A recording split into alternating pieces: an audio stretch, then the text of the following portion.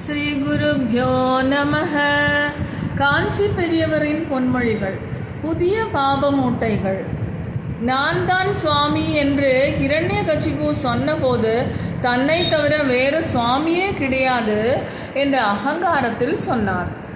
பாகவத பக்தர்களோ சுவாமியை தவிர வேறு எதுவுமே கிடையாது என்பதால் நாமும் சுவாமிதான் என்கின்றோம். ஜீவன் தனக்கு உள்ள அகங்காரத்தை விட்டுவிட்டால் இவனே பிரம்மத்தில் கரையும் பிரம்மம் ஆகிவிடுகிறான் என்கிறார்கள். இப்போது நாம் உத்தரணி ஜலத்தை போல் கொஞ்ச சக்தியுடன் இருக்கிறோம். சுவாமி அகண்ட சக்தியுடன் சமுத்திரமாக இருக்கிறார்.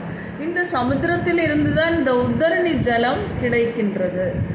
அந்த சமுத்திரத்திலிருந்து இந்த உத்தரணி ஜலம் தான் தனி என்கின்ற அகங்காரத்தை கரைத்து சமுத்திரத்தில் கலந்து சமுத்திரமே ஆகிவிட வேண்டும்.